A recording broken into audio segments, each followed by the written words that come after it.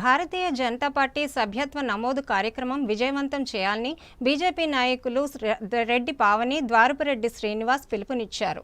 పార్వతీపురం మన్యం జిల్లా BJP party కార్యాలయంలో కార్యకర్తల సమావేశం నిర్వహించారు. సభ్యత్వ నమోదుపై నాయకులు, కార్యకర్తలకు శిక్షణ అందించారు.